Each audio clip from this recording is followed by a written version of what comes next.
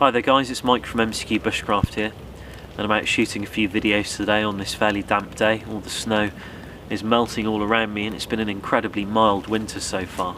But at this time of year I quite enjoy it because there are no flies or midges around, and you can camp near water sources like this little one over here that's filled up because of all the rainfall and fine water. But in this video I wanted to share with you a knife that I've been using for about 2 months, and it's a knife that's been made for me by an English knife maker, and I'm sure when I show the knife you'll know who he is. So I have the knife in front of me here, and I'm sure some of you who've guessed who makes it already just by this logo here, but we'll talk a bit about that later. Having a look at the sheath, they're handmade sheaths, quite sturdy and robust, well made, nice stiff thick leather. But let's have a look at the actual knife itself. And this is the knife here. And it's what's really known as a typical bushcraft knife in today's day and age. Beautifully finished, and that's really what I like about his work. It's to a very high standard, and even though he's an incredibly modest guy, I had the pleasure of meeting him, and he is really modest about his work and open about his mistakes, but when you know your own journey you generally are, and he finishes things to his best ability and to an incredibly high standard. It's 01 tool steel, so a very forgiving carbon steel in some respects, and you want it to be like that. You don't want it to be too hard or too soft with a Scandi grind. So, you know, 01 tool steel has a very good edge retention, but it's also quite easy to put an edge back on it as well, because it's quite a large bevel. You don't want something too hard, or you won't be able to put the edge back on it too easily out in the field. So 01 tool steel is a very good field carbon steel to have on a Scandinavian grind on a knife like this, and it makes it very user friendly in many different ways when you're working with it. And it's got a 27-degree bevel on it, so the actual V is 27 degrees, and it's a 4mm thick blade with a 90-degree, a very sharp 90-degree spine, so very useful for scraping things like fatwood or bark, or even a ferrocerium rod if you wish to do that. And I've polished mine with Starkey Blue or Smurf Poo, which I'll show you in a moment. I have done a video on that, and it's just kind of given it a bit of a mirror finish, and it allows water to just bead off it a little bit easier and stops corrosion. And when I get a knife like this with a Scandi grind on, I find that Scandinavian grinds are quite fragile, really. They can be quite brittle grinds, and a bit of a strop on some polishing compound and a piece of leather really does help. Just put a slight rounding on that Scandi grind, and that'll just strengthen it just that little bit more and stop it being so brittle, and it makes it very easy to maintain in the field as well. You can always reset the bevel on a stone at a later stage, but for maintaining in the field, stropping on a piece of leather with some Smurf Poo or Starkey Blue really does help keep that edge in pristine condition. You can see that this is a full tang knife, and the tang is tapered, so it's actually slightly narrower as it goes into the handle there, or as the scales mount to it, and that just gives the knife quite a nice weight, and it should balance on the halfway point quite nicely. You can see it's got mosaic pins as well, and that's kind of like a signature of the gentleman who makes these knives. He uses these mosaic pins, and you can have those or choose not to. And you've also got a lanyard hole there, which I tend not to use on a knife like this. And the wood is English yew, and these stabilised the English yew and polished it, and it looks absolutely fantastic. It's got a beautiful grain on it, and it's a really nice bushcraft knife to actually have alongside you and use out in the field. And I won't really do any testing today in terms of the actual blade itself. That doesn't really need to be done. You can just have a look on some of the some of the later videos on the channel, and you'll see me using this knife, and you'll see me using it in the future as well to accomplish many different tasks. But it's a wonderful knife, and so well made. I've done a number of different jobs with this knife so far, and I've done quite a lot of carving with it, done some spoon carving. Also made the frame of a buck saw for an old blade I had, which was quite a nice project to use the knife for. I've started a lot of fires with it gone out and done numerous bushcraft jobs with it. I mean, the tool I use the most, to be honest with you, is an axe for almost all my work, and the knife really just comes out for the finer touches on a lot of different things. I've also prepared a deer with this as well, or skinned a deer, and it was very useful. I've stropped it to a degree where it's incredibly sharp. You know, you can just lightly rub it across your arm and the hairs will pop off, and it's not over sharp in some sense, because you can actually do that to certain knives and they just become too easy to roll the edge over. But just a bit of stropping at the end of each day with this has kept it razor sharp, and it will save me putting it on the stone for a very, very long time. So it is something worth doing when you buy a knife brand new. Just give it a strop, and it will really save that edge and just make it a little bit tougher. Only a little bit though. But this is a beautiful knife, and I have another knife made by the gentleman who builds these, and I'll show you that one as well, and it's a small neck knife. So this is the neck knife that I wear, and you can see it's made by the same individual. And the neck knife traditionally comes hung like this, but I've reverse hung mine and just punched some holes in the leather sheath so I can hang it this way and actually draw the knife downward, which I find much more comfortable.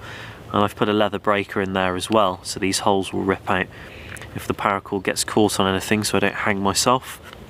I've got a little whistle that hangs on the end there as well, a bone whistle.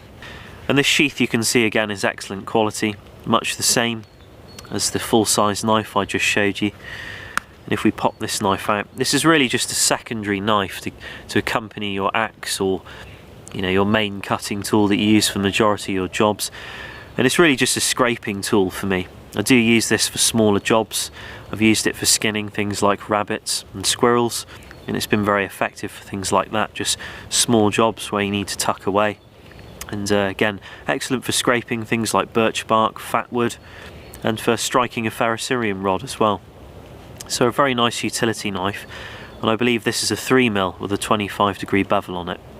And again, 01 tool steel.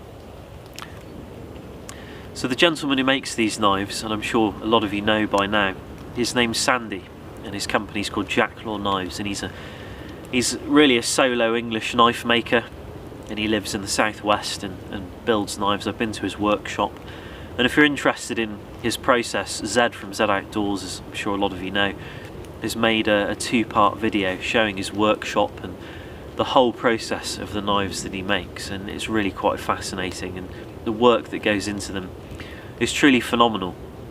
And he puts a lot of work into them, and he really doesn't stop until he gets them right, or to a level that he's satisfied with. And from talking to him and meeting him, he's a very modest guy, but an excellent knife maker, and I'm really impressed with these knives, and can't fault this one that he's made me. And I've really loved using it and wearing it on my hip while I've been out working at work, and also out in the field practicing bushcraft. So, you know, it's a really lovely knife. So thank you, Sandy. It's everything I hoped for and more. And the neck knife has been even more useful in some respects. It's probably more used than this one here. For smaller jobs. But I'll just show you a little bit on maintenance of knives, on what I do to maintain them, because when you first buy a knife, it's always good to just put it on the strop straight away. And even though I've covered this in another video, I think it'd be good just to reiterate. So I've got a toolkit here, and this is just a tool bag that I've made out of an old music piano sheet case. It used to be about that long, but I've just modified it, and in here I keep a lot of different tools, you know, all sorts of different things really. In here I've got a strop book, and I've got some bits and bobs there. I've even got a little case, and these are the tools that I really use to maintain knives out in the field. So if I open up the strop book here, you'll see that it's just a piece of leather, and being mindful that the surface I'm working on is far less than ideal. I would want to be on a hard surface, and I would generally split a log down with my axe and make almost like a hearthboard that I would make for a friction set, a friction fire set, and I would have that underneath, because I always strop on a hard surface. I have done stropping on belts and things before, but it's not very good practice, and it rounds the edge of the blade. It's okay for smaller bevels, but I'd probably steer away from doing that really if you care too much about your knives. So stropping on a nice firm thick piece of leather. This is a 2mm piece of leather here, and you know, it's just right really in terms of size. You don't need anything too big, and on a flat surface is ideal. But there's a component that I put on the leather to really assist me in making it a little bit better, and that's this stuff here. It's called Starky Blue or Smurf Poo, and as I say, this is really reiterating what's already been done in a video. And you can rub this on the leather until it goes kind of a pale colour.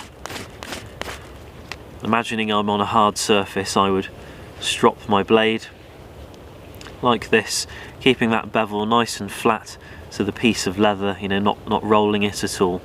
And that would just give me a gradual rounding, very gradual rounding in the edge of the knife, but also remove the most minimal amount of metal as well, and it just strengthens that blade a bit more and makes it far better. I mean, if you looked at the knife under a microscope, it would probably look similar to a saw. So what stropping does is it just removes away those microscopic pieces of metal and gives you a bit of better edge retention. You don't just need a Scandinavian grind to do these kinds of things either. I mean, even if you had a convex grind or a high flat grind, or even like a full zero grind, you could use the same process.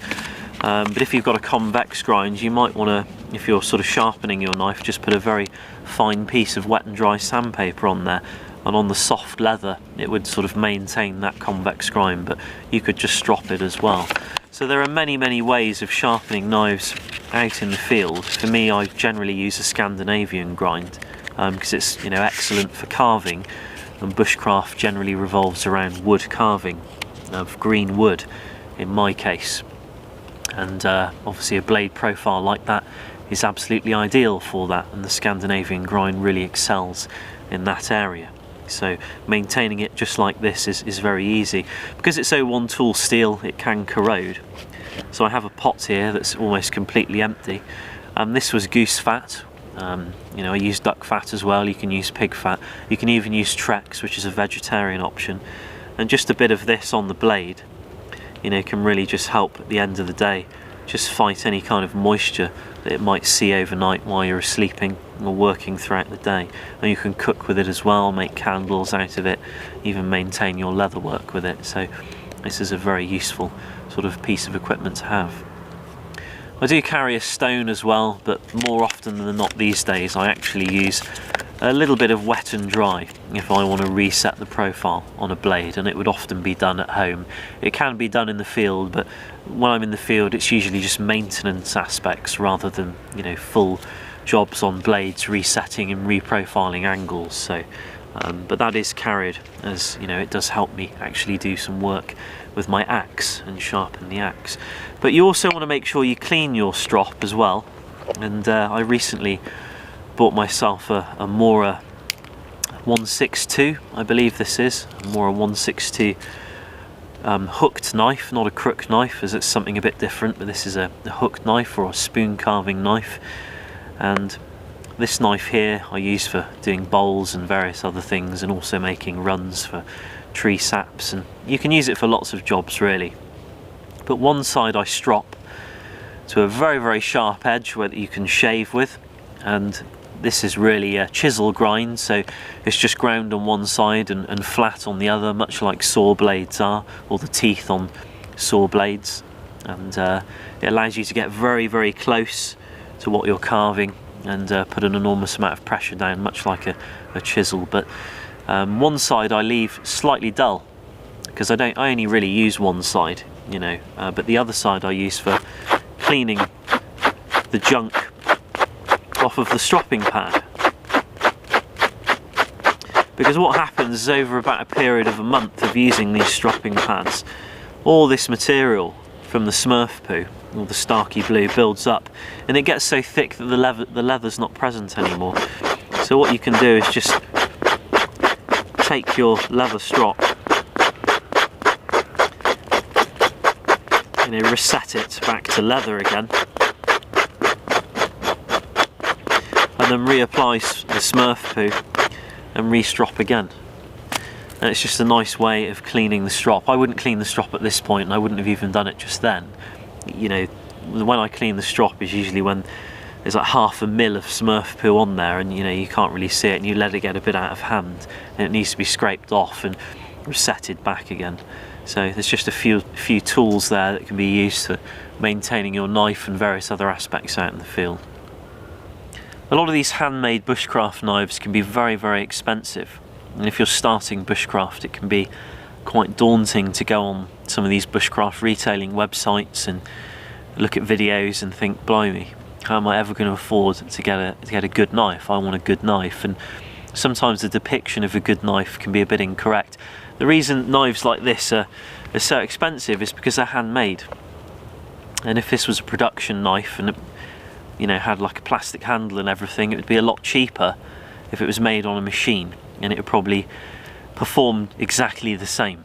It's just a handmade bushcraft knife, and you're paying for someone to hand make you it, and that's why you're paying a lot of money for knives like this. And when you've been doing bushcraft a long time, it's nice to have a knife like this. There's a lot of sentiment attached to it, and it can be, you know, a good tool to work with, and also you get a bit of control on what you're asking for. But you don't need something like this to do bushcraft. It's far from it. Bushcraft is about improvising and using what's around you. And if you're new to bushcraft, this knife here, the Holtefus Carbon Steel Craftsman, is an excellent knife to pick up for under £5, and it's carbon steel, or Japanese tool steel. It's of a very, very high quality steel, and it's a Scandinavian grind. All the specifications are online, but you know, I took this knife to Norway and did a couple of weeks out there with my other half. Did a lot of hiking and trekking up in the mountains and wild camping in the hills, and you know, we use this knife to do almost everything with. And I've seen a lot of these knives fail, I won't lie. We use them at work and we issue them to students, and occasionally you get blade wobble, but only really on the hardcore ones that have been going for 5 or 6 years. We've got some knives at work that have been going like this for 20 years and they're absolutely fine, and there's no blade wobble.